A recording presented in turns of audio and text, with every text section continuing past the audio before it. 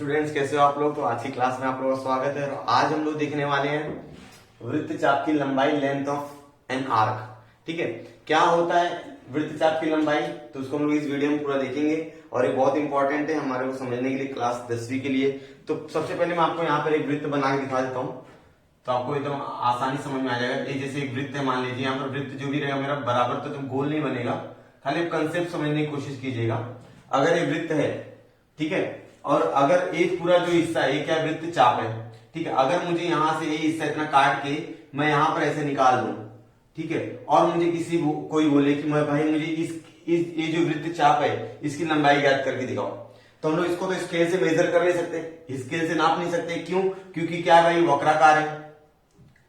क्या है? वक्राकार है, इसलिए इसको माप सकते हैं क्या?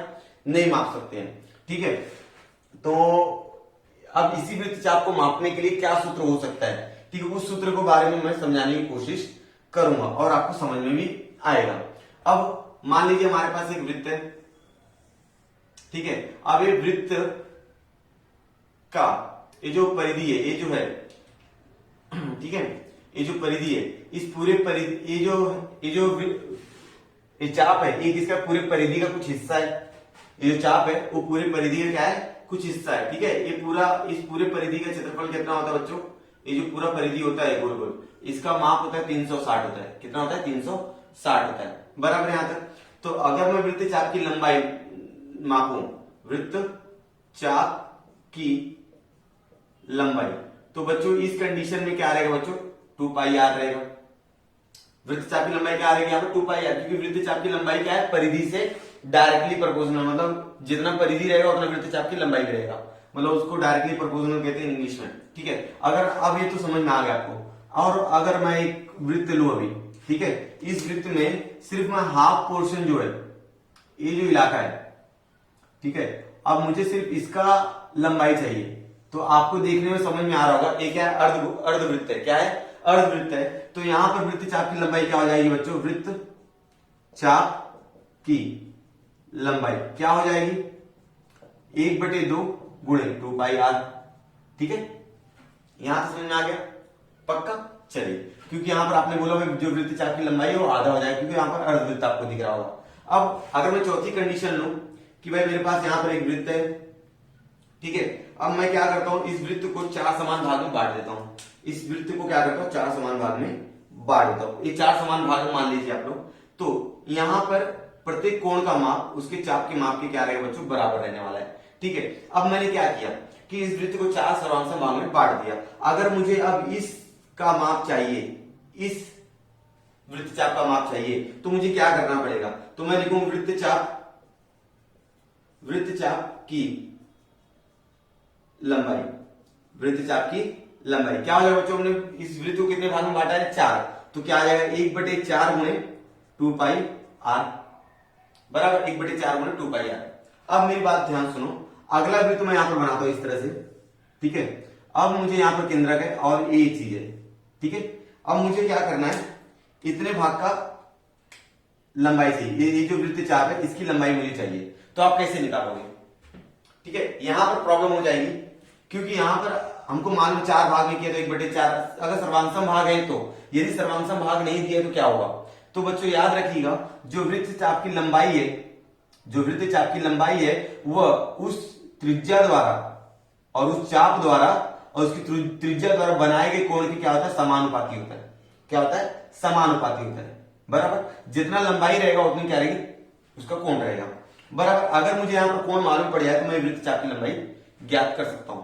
ठीक है, पहली कंडीशन में यहां पर आप लोगों ने देखा था कि 360 होता है पूरे वृत्तचाप की लंबाई। और अगर हम लोग यहां पर बात करें, यहां पर वृत्तचाप की लंबाई कितना हो जाएगा? 180। तो मतलब पूरे चाप की लंबाई में से मैं आधा हिस्सा ले रहा हूं, तो 180/360। और यहां पर अगर मैं बात करूं तो पूरे वृत्तचाप की लंबाई कितना है? 360 है, लेकिन मैं पूरे वृत्तचाप की लंबाई नहीं ले रहा हूं, मैं ले रहा हूं थोड़ा सा, मतलब चौथा भाग ले रहा हूं। चौथा भाग मतलब 90। तो यहां पर कोण का माप कितना हो जाएगा भाई? 90 हो जाएगा। तो यहां पर अगर मैं बात करूं इसकी जो क्षेत्रफल बनेगा, इसका जो सूत्र बनेगा, θ/360 गुणे 2 पाई आर। ठीक है, इसके लिए हो जाएगा, अर्धवृत्त रहेगा तब।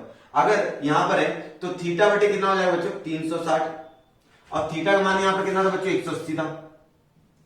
180। अगर मैं 180 को 360 से काटूं तो मेरा वही आंसर आएगा 1/2 2 पाई आर। सही बात होगा आपको, समझा? ठीक है, चलिए अब आगे देखिए। अब यहां पर थीटा का मान कितना रहेगा बच्चों? 90 रहेगा। अगर आप 360 को 4 सरमाओं से भाग में करोगे तो 90 मिलेगा। 90/360 गुणे 2 पाई आर बराबर। अब यहां पर थीटा का मान कितना होगा? ठीक है, ये हमारा अगला सवाल है।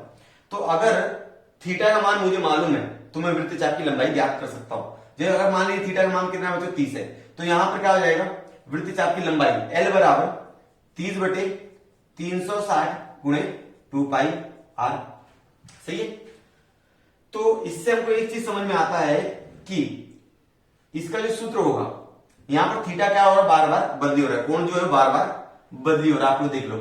ठीक है, तो सूत्र बनेगा वृत्तचाप की लंबाई। वृत्तचाप की लंबाई का फॉर्मूला क्या बनेगा? सूत्र क्या बनेगा? θ/360 गुणे 2 पाई आर। ठीक है, अब ये 2 पाई आर क्या है बच्चों? परिधि है, तो हम लोग इस तरह भी लिख सकते θ/360 गुणे परिधि। समझा होगा आप लोगों को? ठीक है, तो इस तरह से वृत्तचाप की लंबाई का सूत्र आप लोग निकाल सकते हो और आपको समझा भी होगा कि क्या चीज इसके अंदर लगी हुई है। ठीक है, अभी हम लोग क्या करने वाले, इसके बाद वृत्तचाप की लंबाई और द्वय त्रिज्यी का क्षेत्रफल। इसके पहले मैंने एक वीडियो बनाया हुआ है द्वय त्रिज्यी के क्षेत्रफल के ऊपर, वो वीडियो देख लीजिएगा आप लोग, आपको समझ में आ जाएगा द्वय त्रिज्यी का क्षेत्रफल क्या होता है। एरिया ऑफ सेक्टर, ठीक है, sector of circle, sector of circle इस नाम से एक वीडियो होगा, तो वो वीडियो देख लेना, आपको समझ में आ जाएगा। तो अभी हम लोग देखने वाले हैं कि द्वय त्रिज्य और वृत्तचाप की लंबाई में क्या संबंध है, ये संबंध देखेंगे। तो चलिए बच्चों, संबंध देखना है किसका? वृत्तचाप की लंबाई का। वृत्तचाप की लंबाई का किसके साथ संबंध देखना है? द्वय त्रिज्यी के क्षेत्रफल से, बराबर। तो इसके लिए आपको दोनों सूत्र आपको मालूम होना चाहिए कि द्वय त्रिज्यी के क्षेत्रफल का सूत्र क्या है और वृत्तचाप की लंबाई का सूत्र क्या है। तो सबसे पहले मैं लिख देता हूं द्वय त्रिज्यी का क्षेत्रफल का सूत्र क्या है। द्वय त्रिज्य का क्षेत्रफल क्या होता है बच्चों? द्वय त्रिज्यी का क्षेत्रफल θ/360 pi R square, θ/360 pi R square. इसको समीकरण नाम दे दिया आप लोग 1। ठीक है, अब देखिए वृत्तचाप की लंबाई अभी अभी आपने निकाला है। वृत्तचाप की लंबाई, वृत्तचाप की लंबाई तो कितना हो जाएगा बच्चों? θ/360 और यहां पर क्या है? 2 पाई आर। सही बात है यहां तक? सही है। चलिए अब मेरी बात ध्यान सुनो, अगर मैं लंबाई को यहां पर L मान लू, क्या मान लू? लंबाई मेरी L ही रहेगी, तो L बराबर θ/360 गुणे 2 पाई आर बराबर। अब ये जो 2 पाई आर है यहां पर गुणे में, यहां पर क्या हो जाएगा? भाग, तो L बराबर 2 पाई L/2 पाई आर बराबर θ/360। ठीक है, अब यहां पर इस समीकरण नंबर 2 डाल दीजिए आप लोग। अगर आप लोग देख रहे होंगे कि θ/360, यहां पर देखिए, यहां पर θ/360 का मान कितना है? यहां पर L/2 पाई आर। तो मैं यहां पर θ/360 की जगह θ/360 की जगह L/2 पाई आर लिख सकता हूं, क्योंकि θ/360 का मान है। तो मेरा आंसर आएगा द्वय त्रिज्य का क्षेत्रफल, द्वय त्रिज्य का क्षेत्रफल क्या? Area is equal to theta का मान कितना लिखना है बच्चों? L/2 पाई आर गुणे यहां पर पाई आर स्क्वायर। यहां तक समझा है बच्चों? ठीक है, चलिए अब आगे देखिए। ये पाई पाई कट गया, यहां से आर आर कट गया, यहां पर एक आर बचा हुआ है, तो LR/2, LR/2। तो इसको मैं अगर लिखना चाहूं तो क्या लिख सकता हूं कि A बराबर L मतलब वृत्तचाप की लंबाई, तो क्या लिखूंगा? वृत्तचाप की लंबाई गुणे R मतलब त्रिज्या, R मतलब क्या हो जाएगा बच्चों? त्रिज्या बटे 2। ये क्या हो गया बच्चों? द्वय त्रिज्य और वृत्तचाप की लंबाई का संबंध हो गया। ठीक है, इस तरह से आप लोग यहां से भी द्वय त्रिज्य का क्षेत्रफल निकाल सकते हो। कब निकालेंगे हम? जब द्वय त्रिज्य की लंबाई का मान दिया रहेगा और त्रिज्या का मान दिया रहेगा। सवाल में आपको जो वृत्तचाप है, वृत्तचाप की लंबाई का मान और त्रिज्या का मान दिया रहेगा, तब आप लोग यह फॉर्मूला लगा के आप लोग द्वय त्रिज्य का क्षेत्रफल ज्ञात कर सकते हो। यदि वहां पर थीटा का मान दिया, मतलब कोण का माप दिया है, तो आपको द्वय त्रिज्य का क्षेत्रफल का यह वाला फॉर्मूला लगाना पड़ेगा।